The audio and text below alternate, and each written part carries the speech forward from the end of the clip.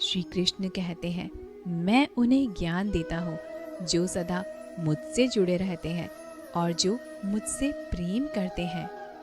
भगवान कहते हैं, मैं धरती की मधुर सुगंध हूँ, मैं अग्नि की ऊष्मा हूँ, सभी जीवित प्राणियों का जीवन और सन्यासियों का आत्म संयम हूँ। एक बार गांव में एक बूढ़ा अपने पोते के साथ रहता था। बूढ़ा रोज सुबह जल्दी उठकर भगवत गीता पढ़ने के लिए मेज पर बैठ जाता था।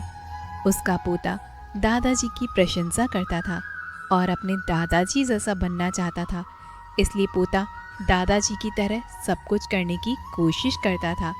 एक दिन पोता अपने दादाजी के पास गया और कहा, दादाजी, मैं आपकी तरह रोज मेज पर बैठकर भगवत गीता पढ़ना चाहता हूँ, लेकिन मैं इसे ज़्यादातर समझ नहीं पाता हूँ और जो कुछ भी मैं समझ पाता हूँ किताब बंद करने के साथ साथ मैं उसे भूल जाता हूँ।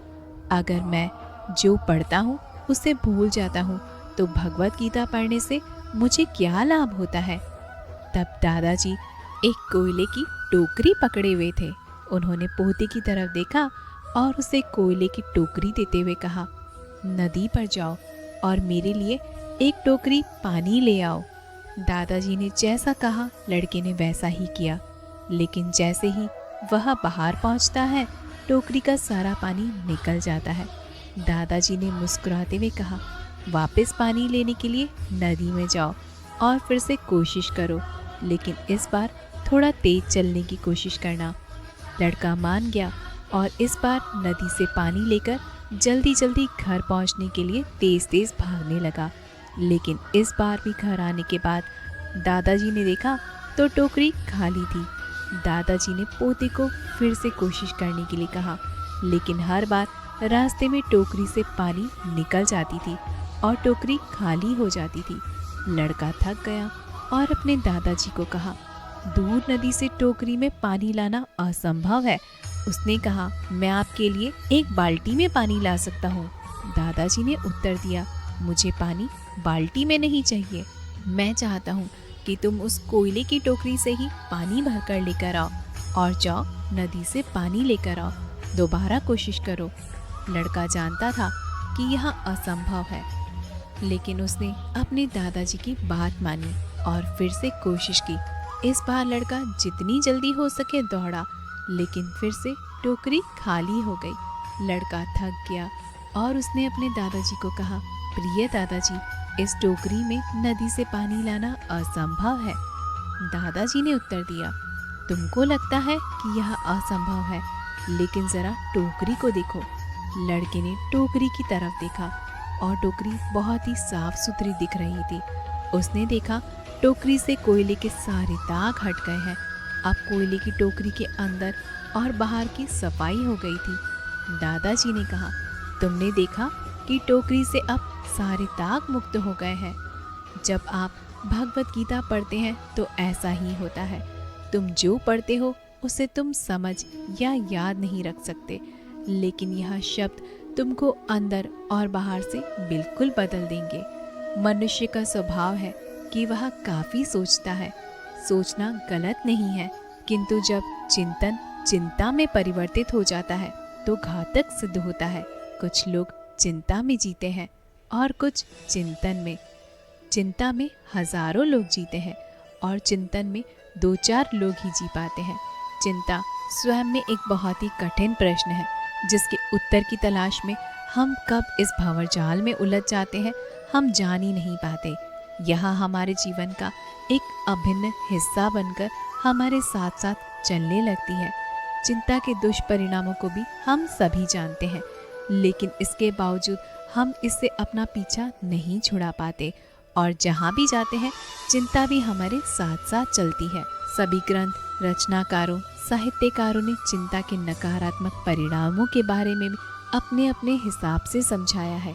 गीता में भगवत श्री कृष्ण ने भविष्य की चिंता व्यर्थ बताई है, क्योंकि अगर व्यक्ति भविष्य की चिंता में सारा समय नष्ट कर देगा तब वह वर्तमान में जी ही नहीं पाएगा, जिसका भविष्य फल दुखदाई होगा, क्योंकि उसने वर्तमान को तो जिया ही नहीं और सारा समय व्यर्थ की चिंताओं में नष्ट कर दिया।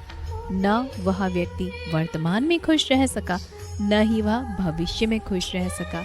श्री कृष्ण ने अर्जुन से कहा था कि जिसने आत्मज्ञान प्राप्त नहीं किया वह ईश्वर को कैसे जान सकता है, और आत्मज्ञान प्राप्त करने के लिए चिंतन बहुत ज़रूरी है, चिंता नहीं।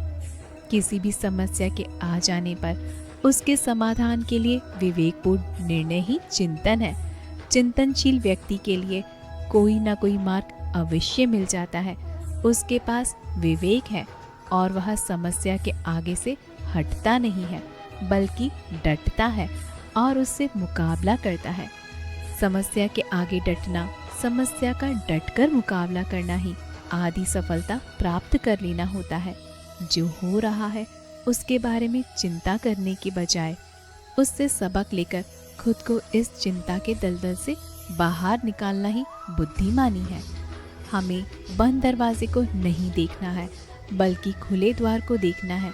जैसा होगा यह नहीं सोचना है, कैसे करना है यह हमें सोचना है। धर्म और आध्यात्म हमें वही रास्ता दिखाता है जिसका अनुकरण करके हम अपने जीवन को एक नई ऊंचाई दे सकते हैं।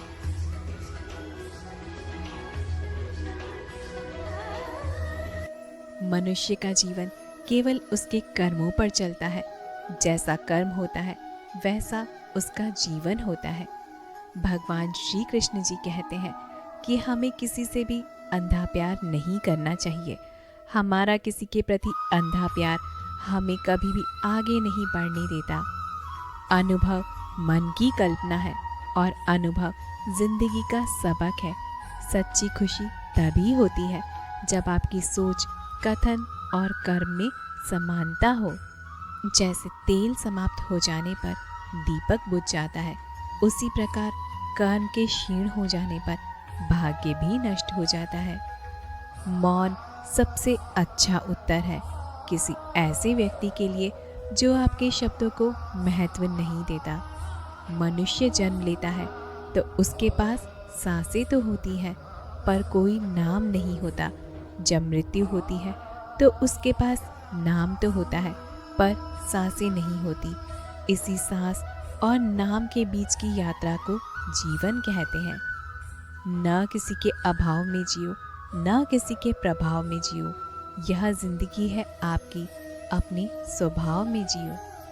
किसी के प्रति मन में क्रोध लिए रहने की अपेक्षा उसे तुरंत प्रकट कर देना ही अधिक अच्छा होता है। जैसे क्षण भर में जल जाना देर तक सुलगने से अधिक अच्छा होता है। इंसान चाहे जितना भी खुद को व्यस्त रख ले, जिससे वो प्रेम करता है उसकी यादों से बच नहीं सकता। समय कभी नहीं रुकता। आज यदि बुरा चल रहा है तो कल अवश्य अच्छा आएगा। आप केवल निस्वार्थ भाव से कर्म कीजिए और वही आपके हाथ में है। हमारी आस्था की परीक्षा तब होती है जब हम जो चाहे वो न मिले और फिर भी हमारे दिल से प्रभु के लिए सिर्फ शुक्रिया ही निकले। दया होनी चाहिए, कमज़ोरी नहीं। ज्ञान होना चाहिए, अहंकार नहीं। कोई कुछ भी बोले, स्वयं को सिर्फ शांत रखो। धूप कितनी भी तेज हो, वो समुद्र को सुखा नहीं सकती। तुम उसके लिए शोक करते हो जो शोक करने के योग्य नहीं है, और फिर भी ज्ञान की बातें करते हो। बुद्धिमान व्यक्ति ना जीवित और ना ही मृत व्यक्ति के लिए शोक करते हैं। तुम अपनी पीड़ा के लिए संसार को दोष कभी मत देना। अपने मन को समझाओ। तुम्हारे मन का परिवर्तन ही तुम्हारे दुखों का अंत है। अगर तुम अपना कल्याण करना चाहते हो तो सभी तरह के उपदेशों, सभी धर्मों को छोड़कर मेरी शरण में आ जाओ। मैं तुम्हें मुक्ति प्रदान करूंगा। सुख का आना जाना सर्दी गर्मी के आने जाने के जैसा ही है, इसलिए इसे सहन करना सीखना ही उचित होता है। धर्म चाहे जो भी हो, अच्छे इंसान बनो। हिसाब हमारे कर्म का होगा, धर्म का नहीं। श्री कृष्ण कहते हैं, तुम्हारा मोह ग्रस्त होकर अपने कर्तव्य पथ से हट जाना मूर्खता है, क्योंकि इससे न तो तुम्हें स्वर्ग की प्राप्ति होगी और न ही तुम्हारी कीर्ति बढ़ेगी। बुरा वक्त आपको जिंदगी के उस सच का सामना करवाता है जिसका आपने अपने अच्छे वक्त में कभी ख्याल भी नहीं किया होता। किसी दूसरे के जीवन के साथ पूर्ण रूप से जीने से अच्छा है कि हम अपने समय के भाग्य के अनुसार अपूर्ण जिए। शांत रहना सही है, पर जब गलत हो तब नहीं। खुशियाँ मन की स्थिति है, बाहरी दुनिया से तो इसका कोई लेना देना ही नहीं। जीवन न कल में है न आज में है, जीवन इस पल में है। इस पल का अनुभव ही जीवन है। हम दुनिया में कभी शांति नहीं पा सकते जब तक हम खुद अंदर से शांत न हो। श्री कृष्ण अर्जुन से कहते हैं, जो मेरी शरण में आता है उसका कभी विनाश नहीं होता। हे अर्जुन, तुम निडर होकर यह घोषणा कर दो। जिंदगी में कभी भी उदास मत होना, कभी नाराज भी मत होना। यह जिंदगी एक संघर्ष से चलती रहेगी, बस तुम अपना जीने का अंदाज न खोना। जो इंसान आपके बुरे समय में आपका भागीदार है, आपके अच्छे समय का सच्चा भागीदार भी वही है। हम अपने आप को भगवान के समक्ष अर्पित कर दें, यही सबसे उत्तम सहारा है और भय, चिंता और शोक से मुक्ति पाने का एक सर्वश्रेष्ठ मार्ग भी है। यदि आप चाहते हैं कि सभी आपसे प्रेम करें, तो प्रेम की शुरुआत पहले आपको ही करनी होगी, क्योंकि प्रकृति का नियम है, जो बोया है वही निकलेगा। मनुष्य अपने विश्वास से निर्मित होता है, जैसा वो विश्वास करता है वैसा ही वह बन जाता है। उससे मत डरो जो वास्तविक नहीं है, न कभी था न कभी होगा। जो वास्तविक है वो हमेशा था और उसे कभी नष्ट नहीं किया जा सकता। व्यक्ति जो चाहे बन सकता है, यदि वह विश्वास के साथ इच्छित वस्तु पर लगातार चिंतन करे। श्री कृष्ण कहते हैं, मैं उन्हें ज्ञान देता हूँ जो सदा मुझसे जुड़े रहते हैं और जो मुझसे प्रेम करते हैं। भगवान कहते हैं, मैं धरती की मधुर सुगंध हूँ, मैं अग्नि की ऊष्मा हूँ, सभी जीवित प्राणियों का जीवन और सन्यासियों का आत्म संयम हूँ।